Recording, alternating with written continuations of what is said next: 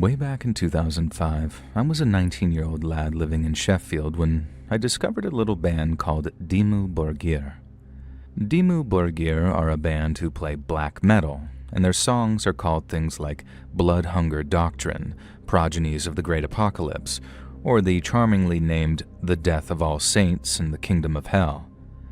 They dress like you might imagine them to as well, as in nothing but leather, boots with spikes on, and lots of what they call corpse paint. Picture the band Kiss and the way they paint their faces. Now imagine the most monstrously unsettling version of that possible, and that's what corpse paint is. They're not trying to look cool as such. They're trying to look genuinely unsettling, and from the moment I saw it, I was entranced. But it wasn't just the music or the clothes that fascinated me. It was the culture, and that culture can be best summed up with the story of a band called Mayhem. Or maybe it's more of a chapter in the story of Mayhem, but it's a big one. So, long story short, one current member of the band, Euronymous, and a former member of the band, Var Vikernes, got into a dispute involving royalties. But then, rather than see each other in court, they got all gangsta rap about it and started issuing death threats to one another. Eventually, the former band member tracks down the current band member and pays him a visit at home. Then, after a violent struggle, the current band member is murdered. The police then raid the murderer's house only to find a ton of ammunition and explosives, and while he denied planning some sort of attack in court, the police put forward a pretty convincing argument that he was planning one, and he was sent to prison. Now, I know how childish this is going to sound, but I'm almost of the opinion that if you don't regret at least some of the stuff that you did and thought as a teen, you neither lived nor grown. But back when I first read all that stuff about Dead and Euronymous and Var Vikernes, I thought it was cool. These guys didn't just talk the talk, they walked the walk. They didn't just write about pain and suffering and death, they were actively inflicting and reveling in it. And something about that authenticity was magnetic to me. The same could be said for tens of thousands of other fans too, fans who saw their own anguish and frustration reflected back at them through black metal music. A big theme in black metal was a rejection of modern society, with fans saying they felt more at home in the woods than in a town or city. And so there were all these interlinking themes of violence and isolation, anger and depression, all wrapped up in a Satan-worshipping bow. And while that all might sound quite standard for a teenage boy and his innate sense of rebellion, black metal attracted a much more genuine sort of malice. As I got more and more into black metal, I started making friends who shared my much more darker tastes. I still chilled with my old metalhead schoolmates, and I still count one of them as a close friend even all these years later. But then once a week I'd head over to a black metal night at a metal pub we used to frequent, and that's where I met Toby. Toby called himself Corpse Eater, but I'll just call him Toby here. Of all the black metal fans that used to drink in the Dove and Rainbow, he was the most hardcore. He also had what you might call an aura of darkness about him. Toby didn't just make black metal his whole personality. He'd actually been to Norway, the genre's birthplace, and had visited the site of the Holmenkollen Chapel. It had been rebuilt by the time he visited, and it had been burned down in the early 90s by the same guy who murdered his former bandmate, Varg Vikernes, and to Toby, seeing it was akin to a religious experience. He considered it a kind of pilgrimage because he wanted to do exactly the same thing in the UK. It was also a pilgrimage that was recognized and respected by black metal fans everywhere because Toby had basically spent all his money on a ferry ticket from Newcastle to Norway via Amsterdam, then begged, borrowed, or stole in order to eat and travel. He told people he slept outdoors in Norway in the middle of winter and that he'd nearly died as a result. I didn't quite believe all that at first, but Toby had the photographs on his phone to prove it. There were several grainy selfies of him taking shelter in a shop doorway in Oslo, and he had actual snow clinging to his big black beard. I had to admit, I was impressed. Not quite in awe like some of the other black metal fans who drank in that bar, but impressed nevertheless. Then over weeks and months that followed our initial meeting, me and Toby got to be good friends. Toby was good fun, but he was wild, and I mean really wild. He didn't work, but he didn't claim benefits either. Yet somehow he always had a bit of money to spend on vodka or secondhand leathers, and if you ever asked him where he got it, he'd always reply with a variation of "mind your own business." And that's why I didn't ask any questions when he told me he got 2 tickets for a music festival called Bloodstock, which was taking place down near Derby for a few days in August. And while Bloodstock isn't strictly a black metal festival, it's about as close to one as we were going to find. He made me give him the money for the ticket, and it was also my job to get a hold of a tent and a lift down to Derby, but I was well up for it, and I was chuffed that he'd actually bought me a ticket. Toby could have picked anyone to take to Bloodstock, but he picked me, and while that was probably because he knew that I had access to both a car and a tent, it still felt special, I guess. We drove down on Friday the 14th, and we parked my car and started making our way towards the gates, and I thought we were in for the time of our lives.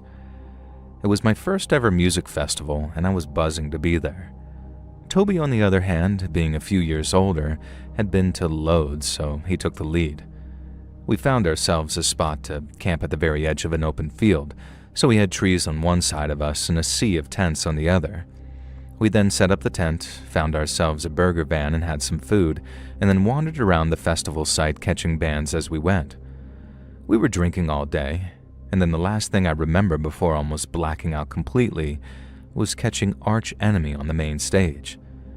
And the next thing I remember is waking up in my tent the next morning on my own. Toby had decided to sleep among the trees, on the ground, with his shirt off, and he was still passed out when I went looking for him and eventually found him. We were both pretty hungover, so obviously not feeling our best, but there was something about the way he was acting that put a bit of tension in the air.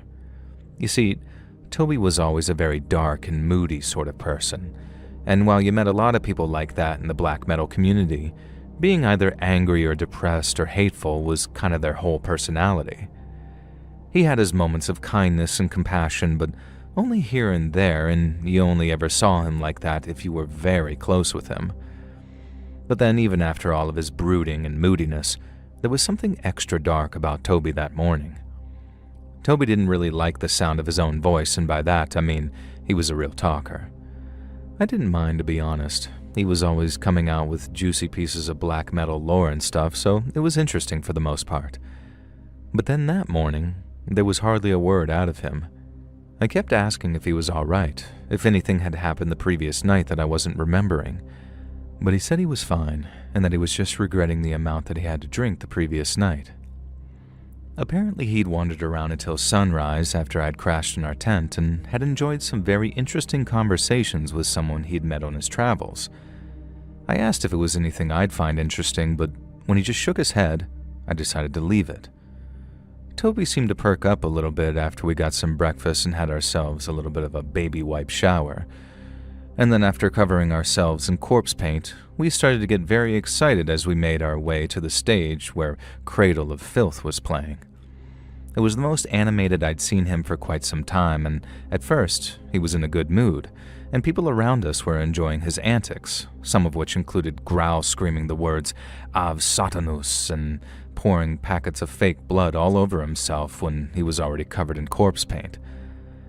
But then once Cradle of Filth took the stage and started their set, Toby went absolutely haywire.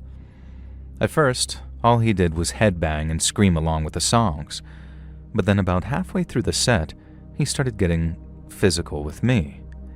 He'd grab me by the shoulders, scream in my face, and sometimes he'd bang our foreheads together so hard it actually hurt. But as weird as it sounds, I didn't really mind. We'd actually do stuff like that quite often back in my flat after the pub, so I just screamed back at him and joined him in the headbanging. But then he started doing it to other people, and some of them didn't seem to appreciate it at all.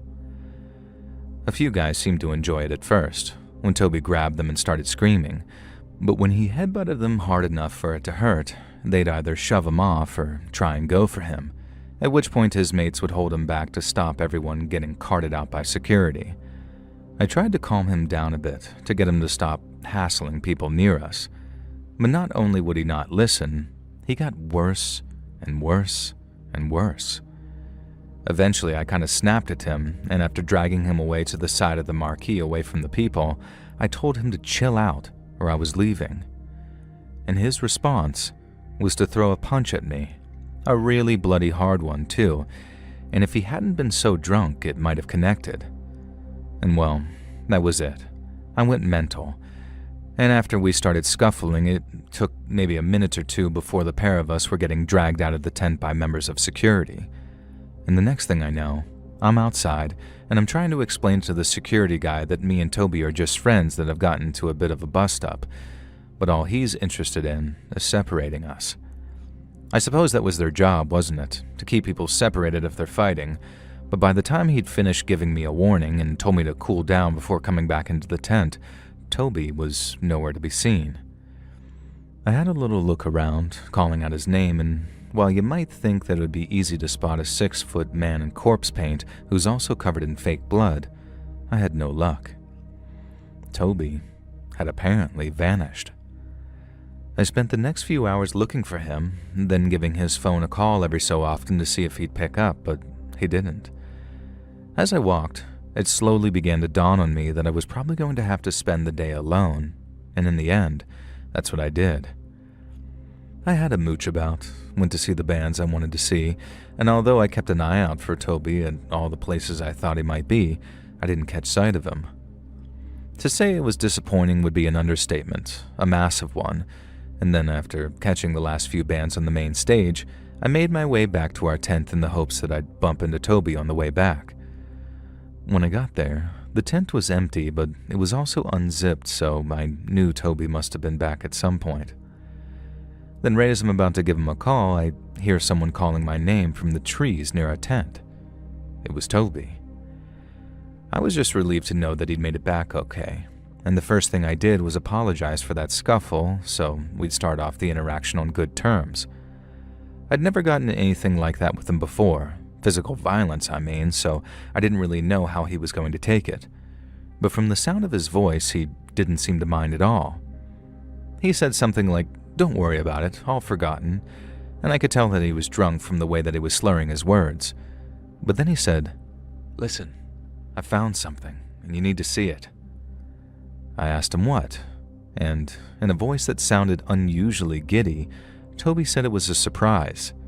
And when I say unusually giddy, I mean I'd never heard Toby sound like that before, ever. So my first thought was, okay, he's probably on mushrooms or MDMA or something because this is not like him at all.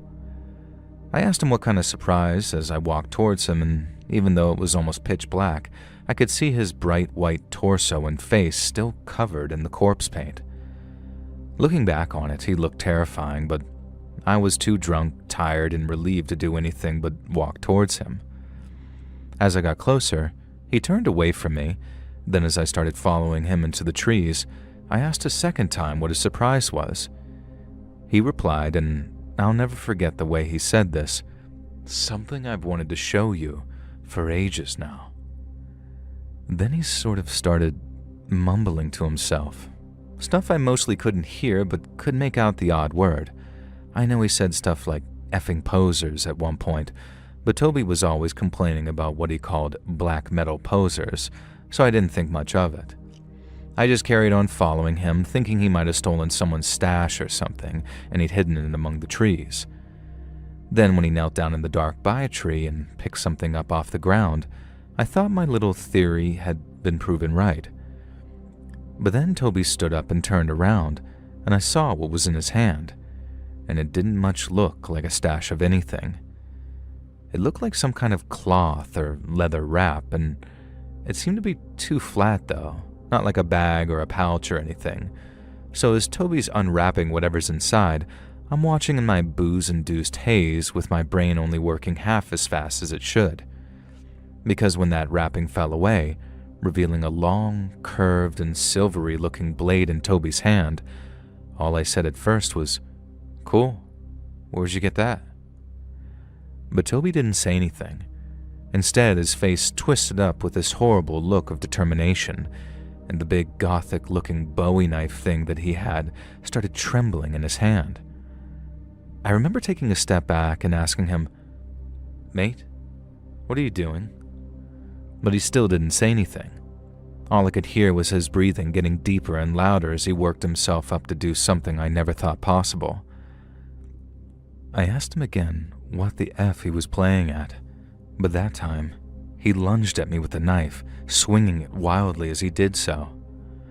He swung it so hard it made that little swishing sound as it split the air, which should also give you a clue to how large it was, not just how sharp or how fast he swung it.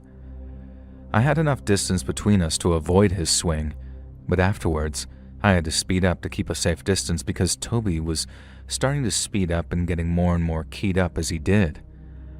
I went from asking what the hell had gotten into him to screaming for him to keep his distance and stop swinging the blade.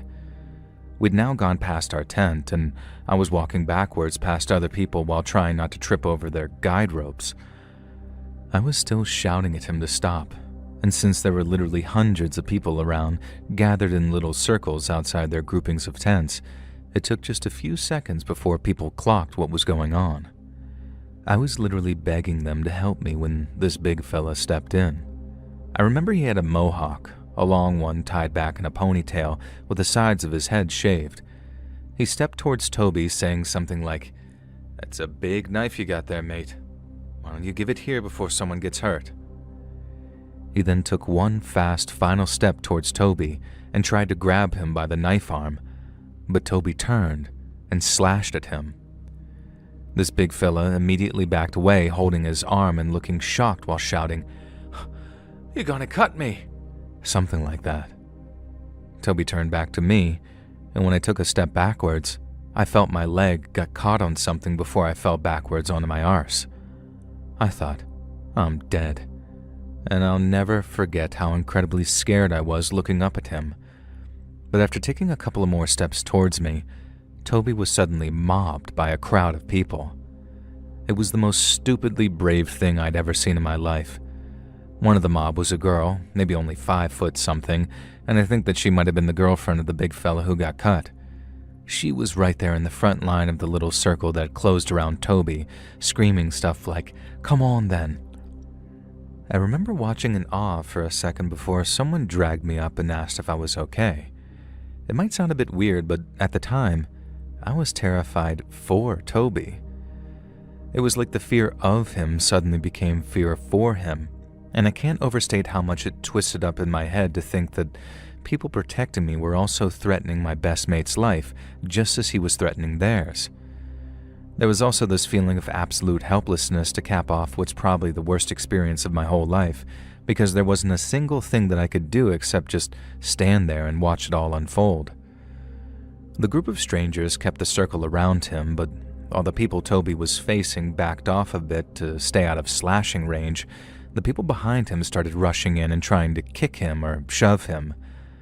They were hit-and-run attacks, so Toby would spin around slashing, but they'd immediately back off. Then the people he was facing only a second before started doing the same thing, rushing in with flying kicks before backing off again. It didn't go on for long before a kick knocked him off balance and then a shove sent him to the ground. Then when that happened, people just dived on him, and it was complete and utter chaos for a few minutes until a mix of festival security and police ran up shining torches and screaming at people to get back. It was madness, complete and utter madness, and I had this horrible feeling of dread that when they cleared away all those people, there might be 1 or 2 who didn't get up again, Toby included. Once the police arrived, it didn't take long before people either ran or backed off from kicking the crap out of Toby. I remember seeing a policeman putting handcuffs on him as he lay on his front with his face all covered in blood. He'd gotten the kicking of a lifetime, and he didn't so much as squirm when the policeman locked his wrists together. I don't think he even knew what was going on, and I remember thinking that he must have been knocked out and was only just coming to. Someone gave one of the policemen the knife that he'd been trying to stab me with, and then someone else directed one of them over to me like, "He's the one he was trying to stab." That policeman ended up asking me questions. Then the next thing I remember, a load of medical people were treating Toby, along with, I think, 3 or 4 people he'd managed to cut or who'd been hurt in the chaos. I remember telling the policeman that we'd had a bit of a scrap earlier that day. Then I hadn't talked to him all day till I returned to my tent at the end of the last show. He asked if Toby was on drugs, and at first I sort of instinctually said no. But then, realizing how stupid I was being, I changed my story and told him that, yeah, Toby was probably on all sorts of things. But that still didn't explain why he'd tried to kill me. He was a weird guy, one that many people might call a psycho, but I hadn't known him to have any violent tendencies, not till that night at Bloodstock back in 2009. And looking back on it all these years later, saying that I didn't know that he had violent tendencies seems kinda naive. Toby glorified violence, and he did it constantly. Deep down, I think I always knew that he had it in him to really hurt someone. I just didn't think that person would be me, and neither did I expect the entire black metal community in Sheffield to take his side and not mine. When I realized they all cared more about his arrest and trial than they did about whether or not I was okay, I stopped drinking at that bar and stopped hanging around with the people who drank there. They never said it outright, but I knew they blamed me somehow for what had happened to him, and I had to explain to one girl how it wasn't even me that was pressing charges. It was the CPS on behalf of the people he'd slashed. I heard he got 2 years in prison from one of the few people I stayed in touch with. Then after that, I never saw or heard from him ever again, and went back to hanging out exclusively with my friends from school, half of which knew what a wrong'un Toby was from the moment they'd met him in that bar. I still listen to a bit of black metal every now and then, but since my tastes have evolved over the last 20 years or so, it's mainly for the nostalgia value. I don't idolize the bands anymore, and I find the vibe of some of the darker bands just kinda cringeworthy these days. Music is supposed to make people happy and bring them together, and for the most part, that's exactly what black metal does. But I know firsthand that for some people, all that worship of Satan, violence, and death, it's not just theater. It's a reflection of something much, much darker they carry inside of them.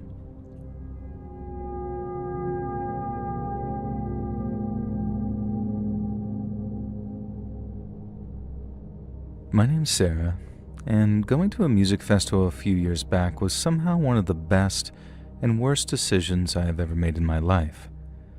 It wasn't a huge festival, and the guys who organized it were total idiots, so I don't want to give them any free promotion by saying which one it was.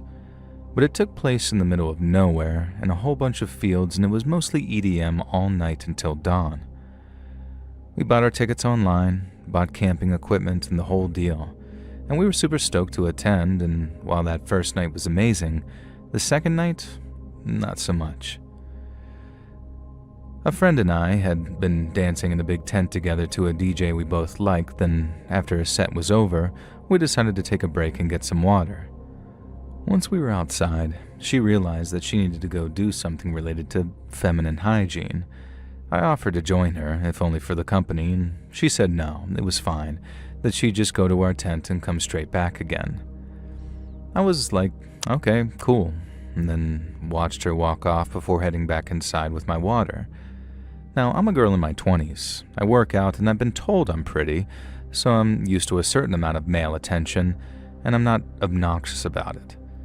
I usually just lie and tell the guy I have a boyfriend, even in situations where I might kind of be into a guy, because I don't want to have to play the dating game when I'm just trying to have fun with friends, you know? I'd already had 1 or 2 guys shoot their shot with me, and they'd taken it like gentlemen when I kind of told them to buzz off. But then this one guy started trying to dance with me.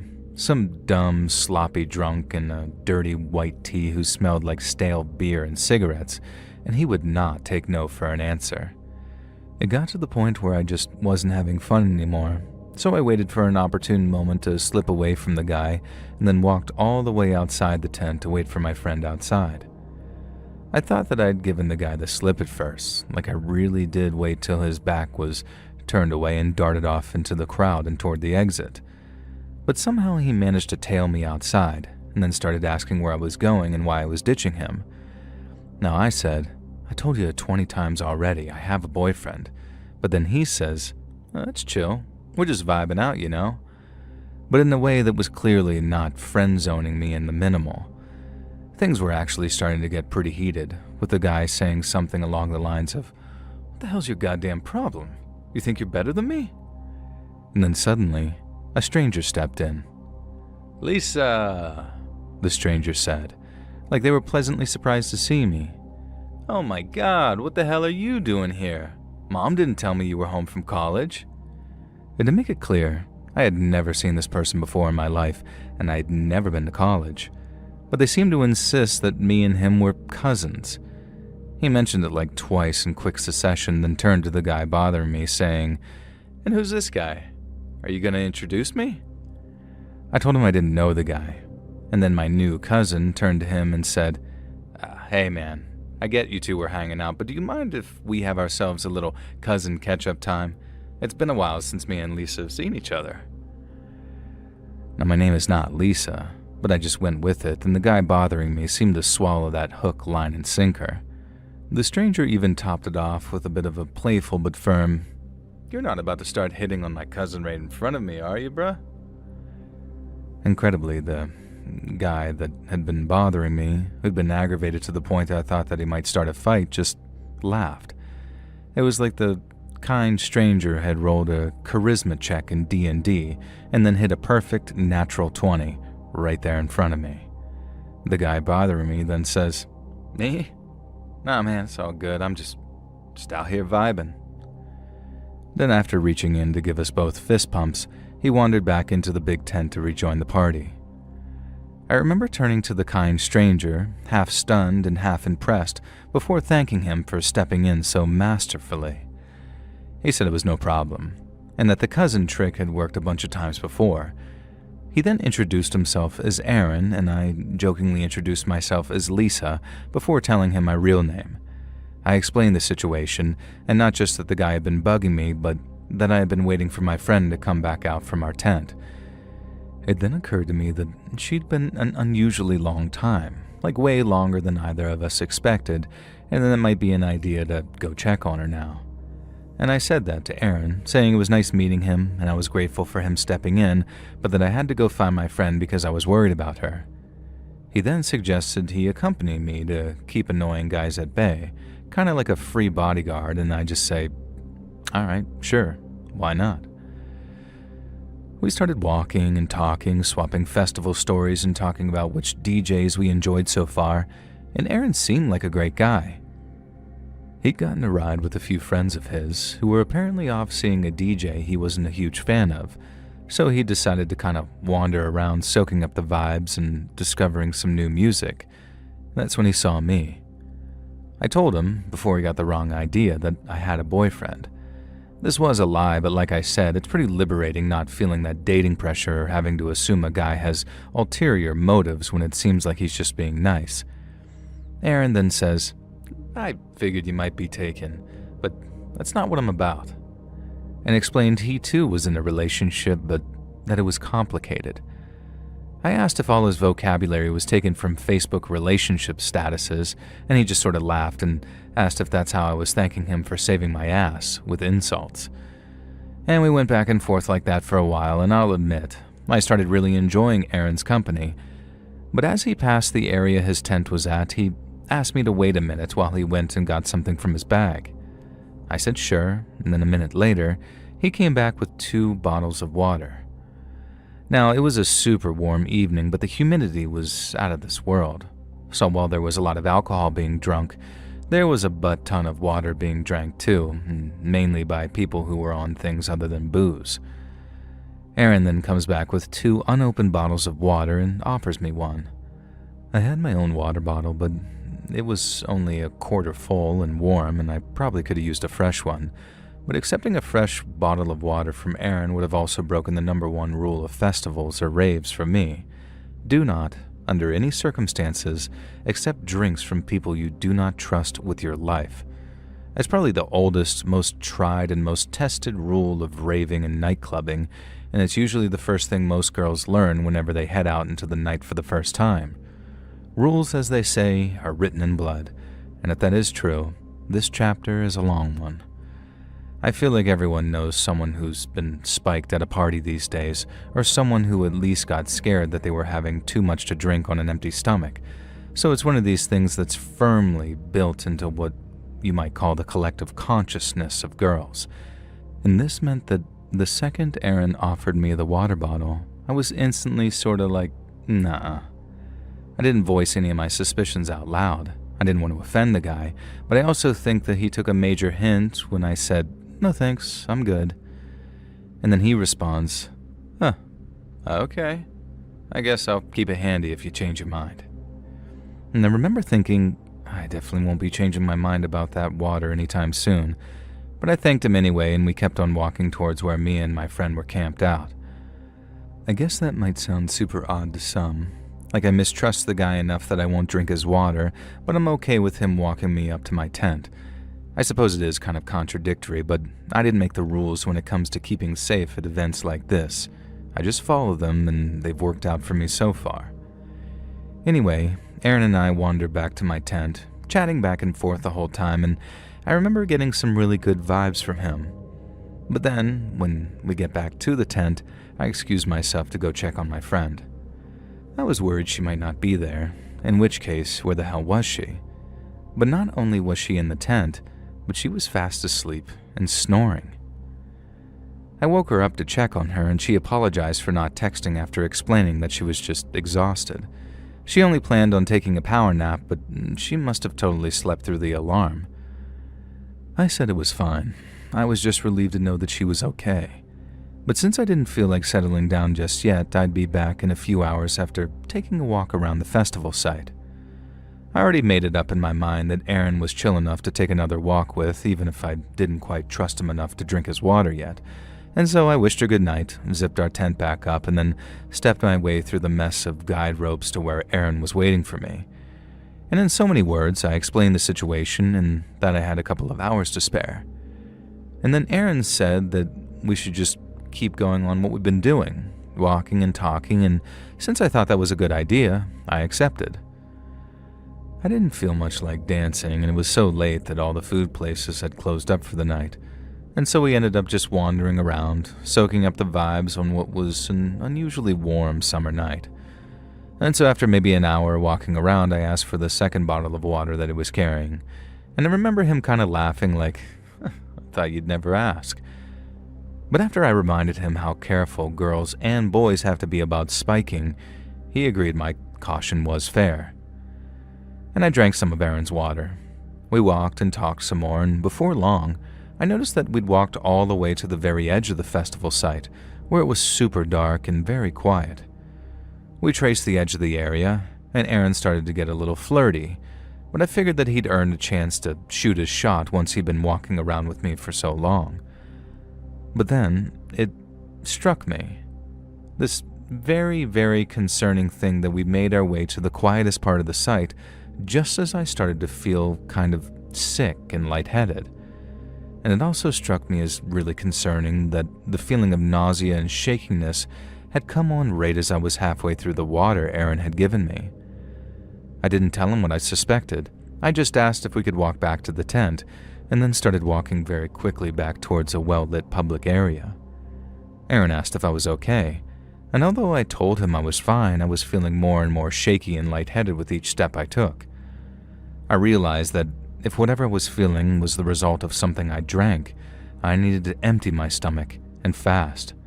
So I made a beeline for the tree line to stick 2 fingers down my throat, but not after telling Aaron, "Don't you follow me," before I did. And I puked my guts up, till nothing but bile came out of my stomach and it was completely empty. And then as I wiped my face clean and wandered back towards Aaron, I felt my head clear. I realized it was probably just the crappy alcohol and lack of decent food making my stomach rebel on me, because almost as soon as I'd puked, I started to feel a bit better again. But as I started to feel better, I started to feel this mix of dumb, mean, and paranoid. I didn't know how to explain it. Aaron hadn't spiked that water. He'd given it to me out of the kindness of his heart, and all the while I'd been half considering him a predator like that wasn't somehow insulting to him. Aaron asked if I was okay, and what was going on that made my mood change on a dime, so I told him straight up. I was so terrified of being spiked that the second I felt unwell, I just assumed it was his fault, and he was some predator who played the long game and tricked me into drugging myself. And I apologized, like it was legitimately heartfelt, and said that I totally considered if he wanted to escape the psycho B-word that he'd met while he still had the chance.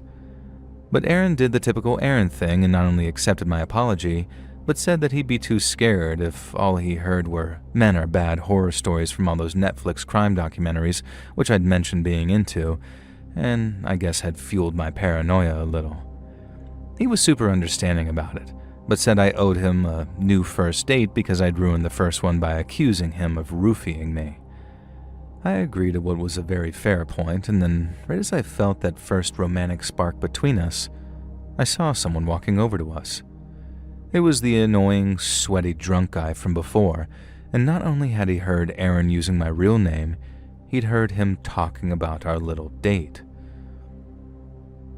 Aaron couldn't see him, but I guess he had read my face when I realized who was walking over, and then by the time he turned, he only managed to get out a word before the drunk guy threw a punch.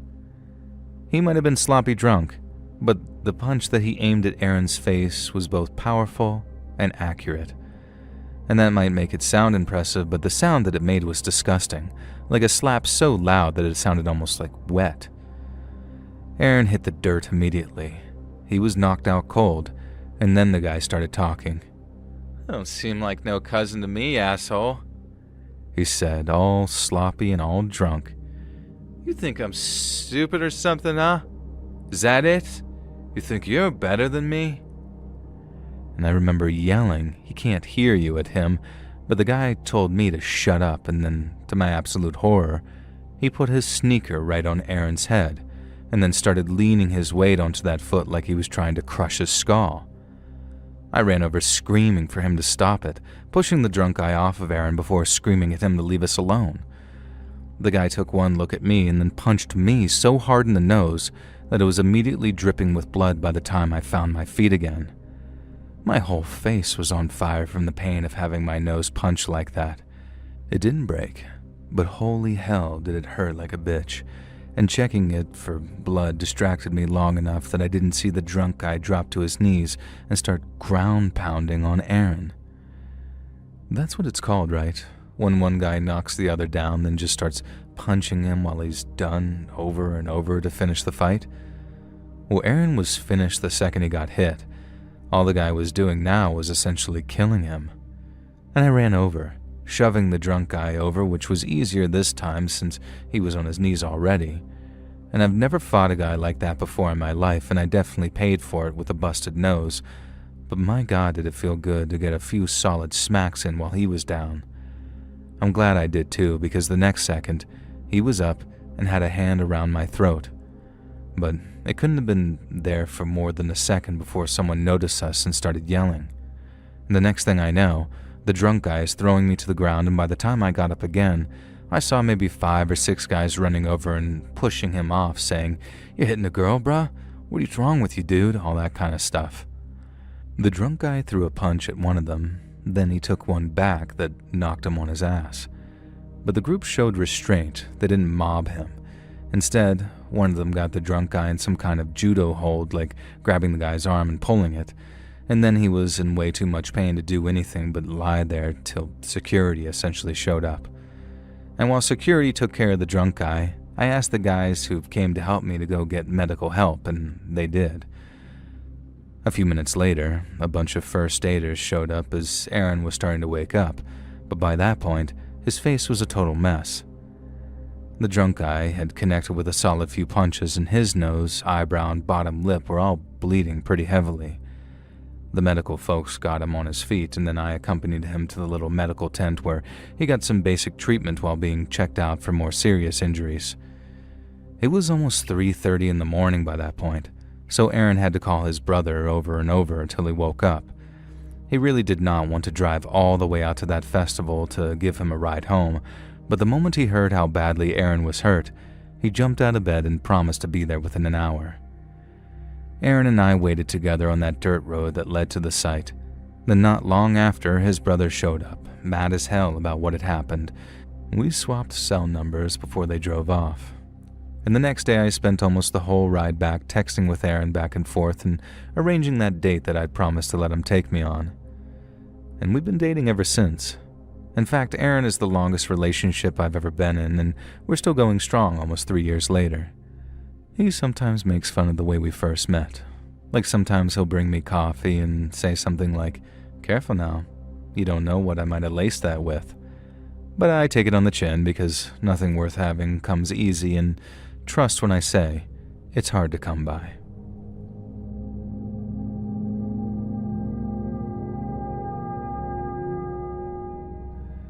My name's Ben, and in the summer of 2008, me and a few friends decided that we'd go to the Leeds Festival.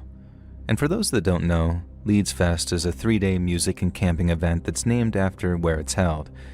In years prior, the mostly indie band lineup had never interested us, but when the 2008 lineup was announced, that all changed. Leeds 2007 featured the likes of Arcade Fire and Kings of Leon, with Fall Out Boy delivering a twist of pop-punk. But then in 2008, some of the first acts announced were Slipknot, Metallica, and most importantly, Rage Against the Machine.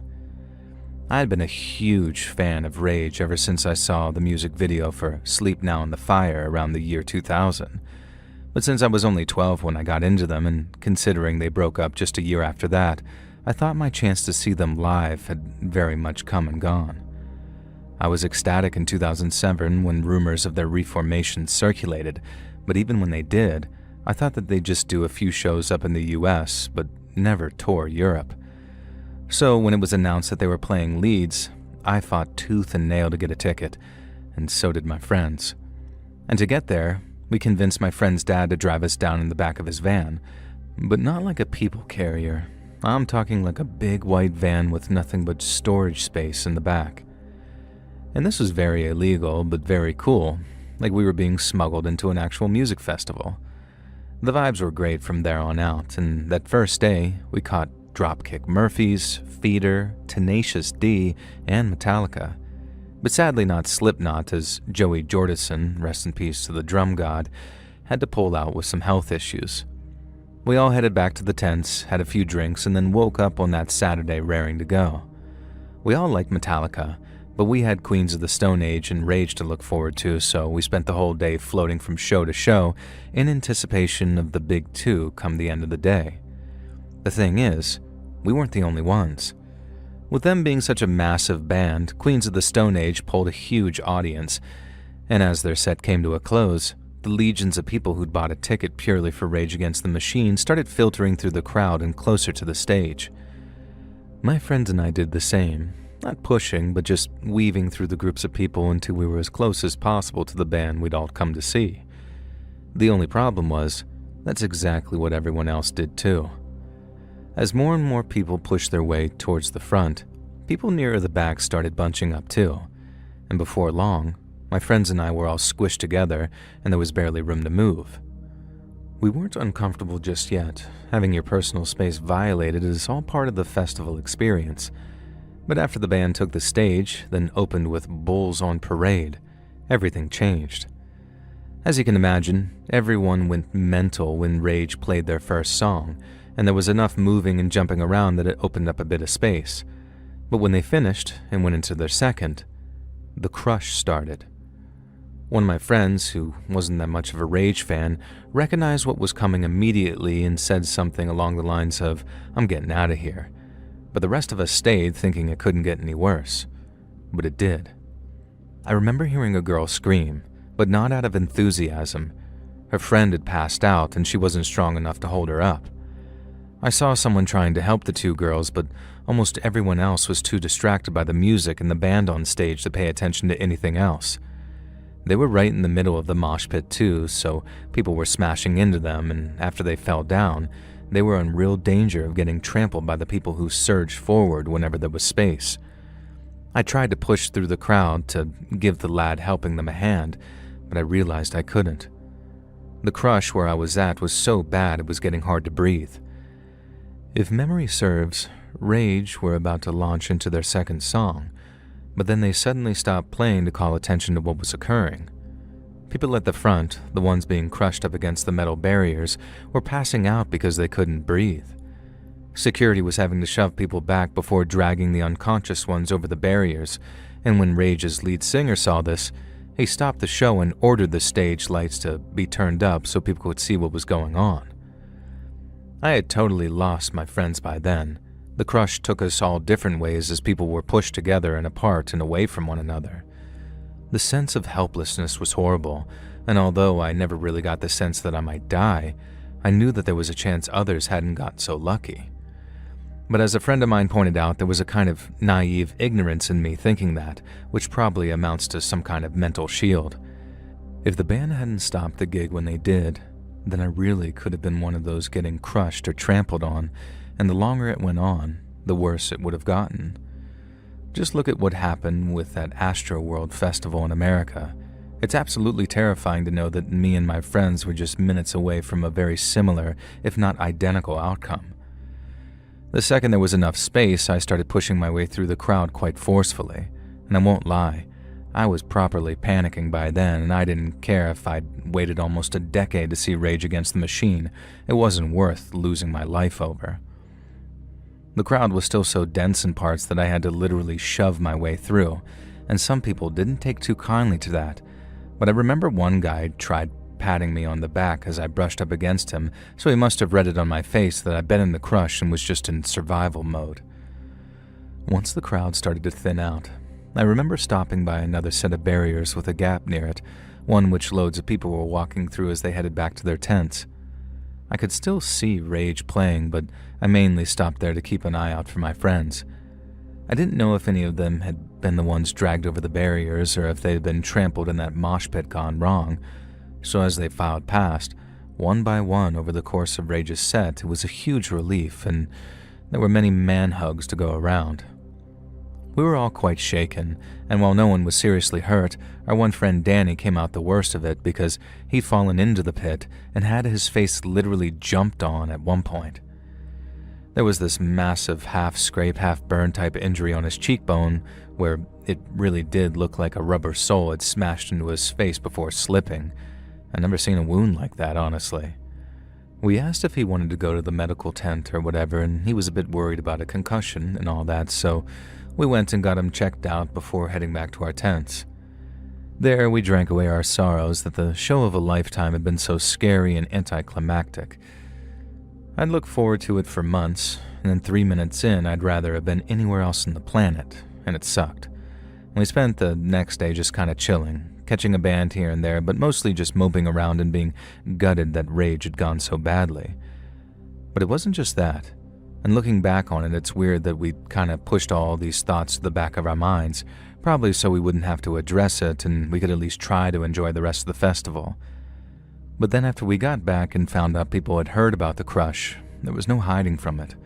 A few people had to go to the hospital because of how badly they'd been crushed, and the fact that we hadn't been in the worst parts of the crush was a matter of pure luck. If we'd been a little closer to that stage and Rage hadn't had the presence of mind to stop the gig when they did, the situation could have been much, much worse.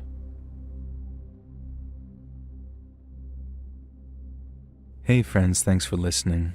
Click that notification bell to be alerted of all future narrations.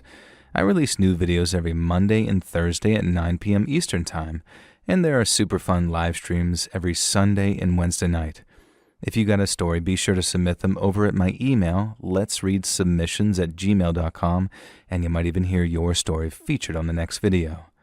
And if you want to support me even more, grab early access to all future narrations and bonus content over on Patreon, or click that big join button to hear about the extra perks for members of the channel, such as me sending Freddy Fazbear to your house.